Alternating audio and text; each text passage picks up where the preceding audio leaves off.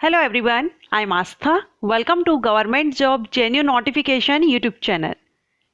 आज के वीडियो में हम स्टेनोग्राफर पोस्ट के बारे में बात करेंगे, वो भी इंडियन रेलवे में।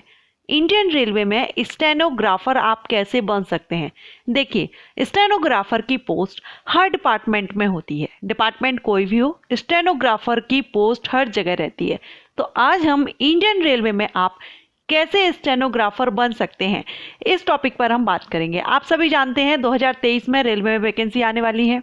ऐसे में हो सकता है स्टेनोग्राफर की भी वैकेंसी आए, तो आपको जानकारी होनी चाहिए स्टेनोग्राफर आप कैसे बन सकते हैं या क्या प्रोसेस होती है, इसकी एलिजिबिलिटी क्राइटेरिया क्या रहता है, एज रिलैक्सेशन मिलता है, कितना मिलता है, सारी इंफॉर्मेशन, सैलरी क्या रहती है, इसके अलावा सिलेक्शन प्रोसीजर क्या रहेगा, एग्जाम पैटर्न क्या रहता है, मेडिकल स्टैंडर्ड क्या रहता है स्टेनोग्राफर पोस्ट के लिए। हिंदी और इंग्लिश दोनों की ही हम बात करेंगे। ओके, एप्लीकेशन फीस क्या रहती है, कितने स्टेजेस में सिलेक्शन प्रोसीजर रहता है, सारे इंफॉर्मेशन आपको इस वीडियो में दूंगी। और साथ ही सबसे इम्पोर्टेंट बात कि जब इसका नोटिफिकेशन रिलीज होता है तो किस साइट पर आपको चेक करना होगा एंड नोटिफिकेशन किस तरह से रिलीज होता है। ओके, सो ये सारे पॉइंट्स आपके इस वीडियो में क्लियर किए जाएंगे। आफ्टर 12th आप स्टेनोग्राफर कैसे बन सकते हैं इंडियन रेलवे में। बहुत ही अच्छी पोस्ट होती है। अगर आप इंटरेस्टेड हो तो जब भी वैकेंसीज आए आप अप्लाई जरूर कीजिएगा, अगर आप स्टेनोग्राफर पोस्ट के लिए एलिजिबिलिटी रखते हो। सो चलिए स्टार्ट करते हैं। तो सबसे पहले तो हम यही देख लेते हैं कि स्टेनोग्राफर पोस्ट के लिए जब वैकेंसी नोटिफिकेशन इंडियन रेलवे की तरफ से रिलीज किया जाता है तो ये नोटिफिकेशन किस तरह से रिलीज होता है। तो जब भी इंडियन रेलवे की तरफ से, और ये जो नोटिफिकेशन है वो रेलवे रिक्रूटमेंट बोर्ड के द्वारा रिलीज किया जाता है, और ये नोटिफिकेशन रिलीज होगा जिस तरह से नोटिफिकेशन या applications invited for various post of ministerial and isolated categories. Ministerial and isolated categories में बहुत सी पोस्ट आती हैं, जिसमें से एक पोस्ट रहती है स्टेनोग्राफर की। तो जब भी आपको इंडियन रेलवे की तरफ से स्टेनोग्राफर वैकेंसी नोटिफिकेशन आएगा तो वो इसी तरह से notification railway recruitment board RRB से रिलीज किया जाएगा। अब आप जिस जोन से हो, जहां से अप्लाई करना चाहते हो, आप उसकी वेबसाइट को चेक करती रहेगा। नेक्स्ट अब हम बात करेंगे इसकी एलिजिबिलिटी कंडीशंस के बारे में। तो सबसे पहले तो हम एज देख लेंगे। एज लिमिट जो स्टेनोग्राफर हिंदी और इंग्लिश के लिए इंडियन रेलवे में रहती है वो है 18 to 30 year. Minimum age 18 and maximum 30 year. ये जनरल कैटेगरीज के कैंडिडेट के लिए एज क्राइटेरिया है, 18 से 30 साल। अगर आप रिजर्व कैटेगरी से बिलोंग करते हैं तो आपको रिलैक्सेशन मिलता है। ओबीसी कैंडिडेट को 3 इयर्स का, SC/ST कैंडिडेट को 5 इयर्स का। इसके लिए PWD कैंडिडेट भी अप्लाई कर सकते हैं कुछ कंडीशंस के साथ, जो नोटिफिकेशंस में आप देख पाएंगे। ओके, सो इसमें एज रिलैक्सेशन मिल जाता है अकॉर्डिंग टू कैटेगरी। अब अगर हम बात करें इसेंशियल क्वालिफिकेशन की, तो आप सभी जानते हैं स्टेनोग्राफर की पोस्ट है। आफ्टर 12th आप इसमें एलिजिबल होते हैं। किसी भी स्ट्रीम से आपने 12th पास किया है, आप इसके लिए आवेदन कर सकते हैं किसी भी डिपार्टमेंट में जहां भी स्टेनोग्राफर की पोस्ट हो। साथ में स्टेनोग्राफर की पोस्ट है तो इसमें आपको शॉर्ट हैंड टेस्ट भी होता है, और शॉर्ट हैंड टेस्ट की जो स्पीड रहती है शॉर्ट हैंड की, वो रहती है 80 वर्ड्स पर minute for a duration of 10 minute. 10 minute में 80 वर्ड्स पर मिनट की स्पीड आपको रखनी होती है, with transcription time of 65 minute. Okay, so ये आपको शॉर्ट हैंड आपको आनी चाहिए। अगर आप इंटरेस्टेड हो तो 12th के बाद आप शॉर्ट हैंड जरूर सीख लीजिएगा। देखिए, आफ्टर 12th कोई भी जॉब अगर आप लेना चाहते हैं तो ये 3 पॉइंट आप जरूर याद रखिएगा। एक तो कम से कम 3 महीने का कंप्यूटर सर्टिफिकेट आप ले लीजिए, एक टाइपिंग आप सीख लीजिए, और तीसरा है शॉर्ट हैंड। क्योंकि आफ्टर 12th ज़्यादातर जो वैकेंसीज आती हैं उसमें 12th के साथ में इन तीनों में से कोई एक ना एक कंडीशंस जरूर रिक्वायर्ड रहती है मैक्सिमम वैकेंसीज पे।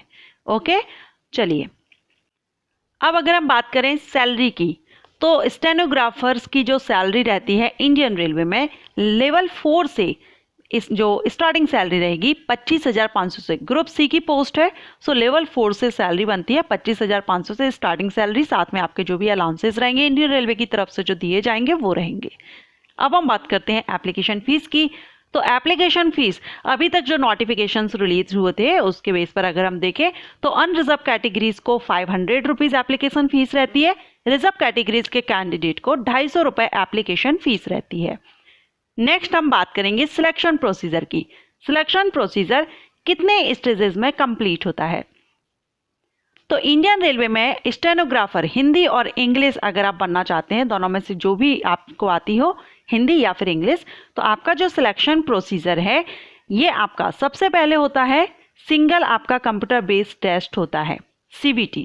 ओके, उसके बाद आपका होगा stenography skill test, translation test, document verification and medical test.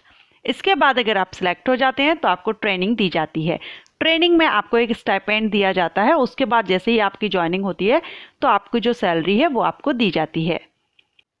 अब अगर हम कंप्यूटर बेस्ड टेस्ट की बात करें तो कंप्यूटर बेस्ड टेस्ट आपका 90 मिनट का 100 क्वेश्चन MCQs टाइप रहते हैं स्टेनोग्राफर के लिए, और ये 2 पार्ट्स में होता है। इसमें आपके 2 पार्ट से क्वेश्चंस रहते हैं, जनरल अवेयरनेस एंड हिंदी और इंग्लिश लैंग्वेज। जनरल अवेयरनेस में 50 क्वेश्चंस रहते हैं और हिंदी और इंग्लिश लैंग्वेज में भी 50 क्वेश्चन। हिंदी और इंग्लिश में से कोई एक लैंग्वेज से क्वेश्चंस आते हैं, मीन्स आते आपको पेपर में दोनों होंगे, दोनों में से कोई एक को आपको सॉल्व करना होता है। सो जनरल अवेयरनेस एंड लैंग्वेज से आते हैं 50-50 क्वेश्चंस। 100 क्वेश्चन 100 मार्क्स का रहता है, 90 मिनट की टाइमिंग रहती है, ऑब्जेक्टिव टाइप रहता है और इसमें नेगेटिव मार्किंग भी रहती है। ओके, सो ये आपका रिटन एग्जामिनेशन होता है, कंप्यूटर बेस्ड टेस्ट होता है स्टेनोग्राफर हिंदी और इंग्लिश के लिए। और इसके बाद होगा आपका स्टेनोग्राफी टेस्ट। अगर आप इंग्लिश से हैं तो 80 वर्ड पर मिनट 10 मिनट्स में, एंड ट्रांसक्रिप्शन के लिए आपको 50 मिनट मिलते हैं। अगर आप हिंदी स्टेनोग्राफी के लिए अप्लाई किए हैं तो 80 वर्ड पर मिनट 10 मिनट्स में, लेकिन ट्रांसक्रिप्शन में आपको इसमें 65 मिनट्स का टाइम मिलता है। सो ये आपका स्किल टेस्ट होता है। इसके बाद होता है आपका translation test, document verification and medical. Medical जो रिक्वायर्ड रहता है वो C1 होता है स्टेनोग्राफर के लिए इंडियन रेलवे में। अगर आपको नहीं पता है कि C1 क्या होता है मेडिकल, तो मैंने एक वीडियो अपलोड किया हुआ है जिसमें आपको सारे जो मेडिकल स्टैंडर्ड हैं A1, A2, B1, B2, C1 सारे मेडिकल स्टैंडर्ड इंडियन रेलवे में पोस्ट के हिसाब से किस पोस्ट के लिए कौन सा स्टैंडर्ड रिक्वायर्ड रहता है और उस स्टैंडर्ड का क्या मतलब होता है, जैसे कि C1 का क्या मतलब होता है, ये आपको बहुत अच्छी तरह से उस वीडियो में एक्सप्लेन किया है। वीडियो लिंक मैं आई बटन पर दे दूंगी, आप जरूर उसको विजिट कर लीजिएगा। अगर आप इंडियन रेलवे वैकेंसी का वेट कर रहे हैं, आप उस मेडिकल स्टैंडर्ड में जिस पर्टिकुलर पोस्ट के लिए आप अप्लाई करना चाहते हैं, आप वेट कर रहे हैं क्या आप उस मेडिकल स्टैंडर्ड में आते हैं या नहीं, ये आपको क्लियर हो जाएगा। सो उस वीडियो को आप जरूर देख लीजिएगा। मेडिकल स्टैंडर्ड, डॉक्यूमेंट वेरिफिकेशन, ये सब होने के बाद अगर आप इसमें सिलेक्ट होते हैं तो आपके लिए आपका ट्रेनिंग रहती है फिर। ओके, एंड आफ्टर ट्रेनिंग आप यहाँ पर स्थायी हो जाते हैं। ये थी इंडियन रेलवे में स्टेनोग्राफर अगर आप बनना चाहते हैं हिंदी या फिर इंग्लिश से, तो सारी जानकारी आपको इस वीडियो में दी गई है। कौन सी वेबसाइट आपको चेक करनी है, रेलवे रिक्रूटमेंट बोर्ड, जिस भी जोन से आप अप्लाई करना चाहते हो उस जोन की आप चेक करते रहेगा।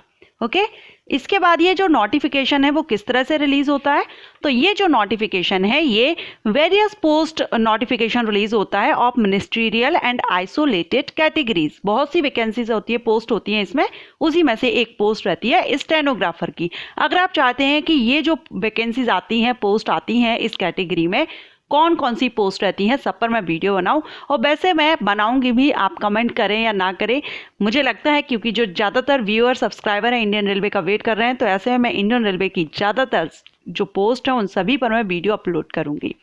एंड आशा करती हूँ ये वीडियो आपको जरूर पसंद आया होगा, हेल्पफुल रहा होगा। अगर ये वीडियो आपको पसंद आया हो तो वीडियो को लाइक कीजिएगा और वीडियो को शेयर करना भी मत भूलिएगा। जरूर से शेयर कीजिए, जिसको भी इंडियन रेलवे वैकेंसी का वेट है उसके लिए ये वीडियो काफ़ी हेल्पफुल हो सकता है। साथ में मेडिकल स्टैंडर्ड का वीडियो भी जरूर से चेक कीजिएगा। Thank you.